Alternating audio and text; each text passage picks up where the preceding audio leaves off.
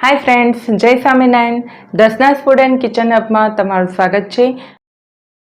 આજે આપણે બનાવીશું આમળાનો ચટપટો મુખવાસ. શિયાળામાં આમળા સહેલાઈથી મળી જાય છે અને આ આમળાની આપણે પાચક ગોળી બનાવીને આખું વર્ષ તેને સ્ટોર કરી શકાય છે. તો તેની બધી ટિપ્સને તમે જરૂર ફોલો કરજો. આમળાની પાચક ગોળીને કેવી રીતે સ્ટોર કરવી તથા કેટલી સરળતાથી આપણે આમળા ગોળી બનાવીએ તે અહીંયા આપણે જોઈશું. આમળાની ચટપટી ગોળીને આમળાના ગટાગટ પણ કહેવામાં આવે છે. બાળકોથી માંડીને સૌ કોઈને આમળાના ગટાગટ ખૂબ પસંદ આવે છે. તમે મુસાફરીમાં પણ તેનો ઉપયોગ કરી શકો છો, જેનાથી તમને વોમિટનો પ્રોબ્લેમ હોય તો તે પણ સોલ્વ થઈ જાય છે. મોઢામાં મૂકી રાખવાનું અને ટ્રાવેલિંગ કરતી વખતે તેની મજા માણતી રહેવાનું. ખૂબ જ ટેસ્ટી હોય છે અને તમને તેનો ચટપટો ટેસ્ટ ખૂબ જ સરસ લાગશે. તો ચાલો બનાવવાનું શરૂ કરીએ. સૌથી પહેલાં આમળાને સ્ટીમ કરવા માટે ઢોકળાના કુકરમાં 2 ગ્લાસ પાણી ગરમ કરવા મૂકીશું અને તેની ઉપર કોઈ પણ છન્ની મૂકી દેવી. ત્યારબાદ 1 કિલો જેટલા આમળા લીધા છે અને તેને 2 વાર પાણીથી આપણે ધોઈ લઈશું. બરાબર હાથથી ઘસીને પાણીથી ધોઈ લેવા. ધોઈને તેને કોરા કરી શકો છો. કોરા ન કરો તો પણ ચાલશે. અહીંયા હંમેશા આમળા એકદમ તાજા જ લેવા. જે ફ્રેશ આમળા મળે છે તે લીધા છે અને તેની ઉપર કોઈ ડાઘા પણ નથી. એ રીતની આમળાની પસંદગી કરવી. અહીંયા મોટી સાઇઝના આમળા લીધા છે. તેની ઉપર આ રીતની છાંટ હોય તો ચાલે, પણ આ રીતના ડાઘા ના જોઈએ. ડાઘાનો ભાગ આપણે બહાર કાઢી લેવો. ત્યારબાદ તેને સ્ટીમ કરવા મૂકી દેવા. તો આમળાને પાણીમાં ડુબાડી ન દેવા. આ રીતે કાણાવાળા ટોપામાં મૂકીને 2 થી 3 મિનિટ માટે કૂક કરીશું. ત્યારબાદ તમે ચેક કરી લો.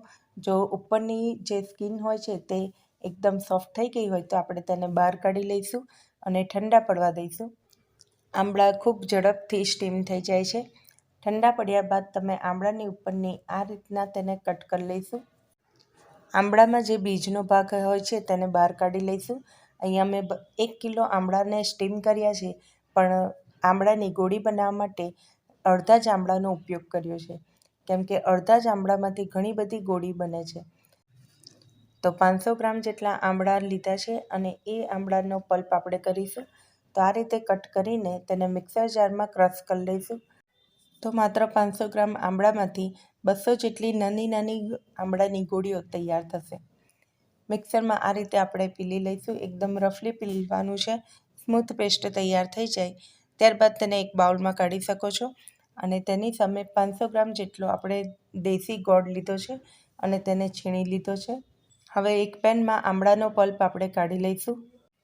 ગેસની ફ્લેમ મીડિયમ ટુ લો રાખીને હલાવતા રહીશું અને આમળાના પલ્પમાંથી થોડો પાણીનો ભાગ ઓબ્ઝર્વ થઈ જાય ત્યાં સુધી આપણે તેને કૂક કરીશું. લગભગ 1-2 મિનિટ માટે આપણે કૂક કરીશું. આ વિડીયો તમને પસંદ આવે તો લાઈક કરજો ને વધુમાં વધુ શેર કરજો. સાથે કોમેન્ટમાં લખીને જરૂર જણાવજો કે આ વિડીયો તમને કેવો લાગ્યો. તમારી કોમેન્ટ કરવાથી નવા વિડીયો બનાવવા માટે મને પ્રોત્સાહન મળે છે. તો 2 મિનિટ માટે આમળાને આપણે કૂક કર્યા બાદ તમે જોઈ શકો છો પાણી થોડું ઓબ્ઝર્વ થઈ ગયું છે. હવે પાણીનો ભાગ દેખાતો નથી. આમળાના પલ્પની કન્સિસ્ટન્સી થોડી ઘાટી થઈ ગઈ છે. તેમાં અડધા કિલોગ્રામ જેટલા ગોળને આપણે છીણીને એડ કર્યો છે, જેથી સારી રીતે અંદર મિક્સ થઈ જાય. ખૂબ ઝડપથી તે મિક્સ થઈ જાય તે માટે ગોળને આ રીતે છીણીને જ એડ કરવો. હવે ગેસની ફ્લેમ મીડિયમ કરી દઈશું અને ઢાંકીને 2-3 મિનિટ માટે કૂક કરીશું અને થોડી વારે ચેક કરતા રહેવું, હલાવતા રહેવું, જેથી ગોળ સારી રીતે મિક્સ થઈ જાય અને નીચે ચોંટે પણ નહીં. Darshana's food and kitchen hub channel પર તમે ફર્સ્ટ ટાઈમ વિડીયો જોતા હોય અને હજુ સુધી આ Darshana's food and kitchen hub ચેનલને સબસ્ક્રાઈબ ના કરી હોય તો સબસ્ક્રાઈબ કરી લો, બેલ આઇકોનને દબાવો, જેથી દરેક નવા વિડીયોના નોટિફિકેશન મળતા રહે. તમે જોઈ શકો છો આમળાનો પલ્પનો કલર પણ થોડો ચેન્જ થઈ ગયો છે અને ગોળનો જે કલર હોય એ સાથે મિક્સ થતો જાય છે, તેથી બ્રાઉન કલર થોડો થતો ગયો છે. આમળાની સાથે ગોળ ઓગળી ગયો છે અને કન્સિસ્ટન્સી પણ તમે જોઈ શકો છો ધીરે ધીરે થોડી થીક થતી જાય છે. ચવેતાની મદદથી આ રીતે ઉપરથી નીચે પાડો તો આ રીતનું પડે.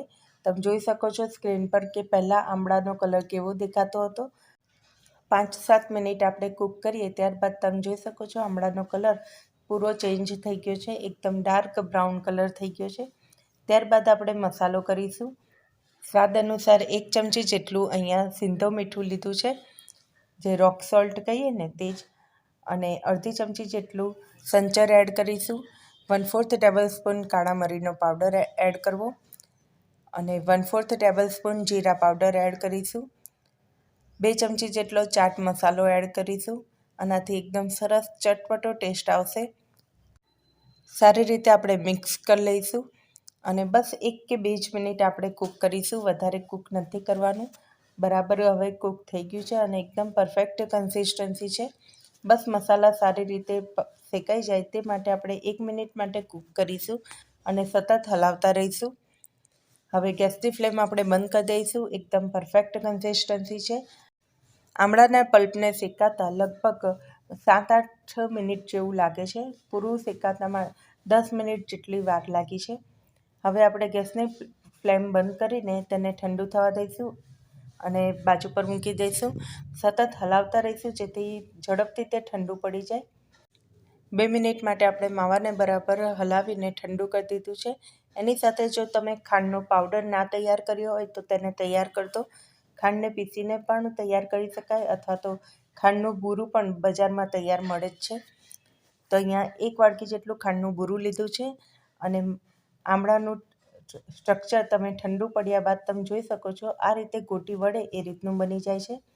તો કાંટાવાળી ચમચી વડે એક નાનો થોડોક માવો લઈશું અને તેને રાઉન્ડ શેપ આપીને દળેલી ખાંડમાં મિક્સ કરી લઈશું અને જેમ લાડુલી નાની નાની બનાવો ને એ રીતે તેને શેપ આપીને નાની નાની ગોળી તૈયાર કરીશું અને એક પ્લેટમાં મૂકતા જઈશું. આમળાની બધી જ ગોળી આ રીતે તૈયાર કરી દેવી. આ રીતે Darshana's food and kitchen hub channel પર અલગ અલગ રેસીપી જોવા માટે દર્શનાસ ફૂડ એન્ડ કિચન હબને ફેસબુક, ઇન્સ્ટાગ્રામ અને ટ્વિટર પર પણ ફોલો કરી શકો છો. અહીંયા બસ એ વાતનું ધ્યાન રાખવું કે આમળાનો માવો બરાબર શેકાવો જોઈએ અને તેમાં બિલકુલ પાણીનો ભાગ ન રહેવો જોઈએ. આમળાની કન્સિસ્ટન્સી માવાની એકદમ પરફેક્ટ હોવી જોઈએ. આમળાનો માવો જેમ ઠંડો પડશે એમ થોડો ઘાટો થતો જશે.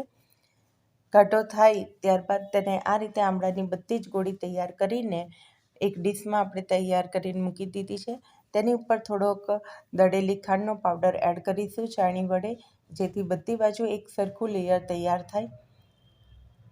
ત્યારબાદ તેને કાચની બરણીમાં ભરીને આખું વર્ષ તમે સ્ટોર કરી શકો છો. જો આમળાના માવાનું સ્ટ્રક્ચર થોડું ઢીલું હશે ને તો આમળાની ગોળીઓ ધીરે ધીરે થોડી પીગળવા લાગે છે અને ખાંડનું પણ પાણી બનવા લાગે છે.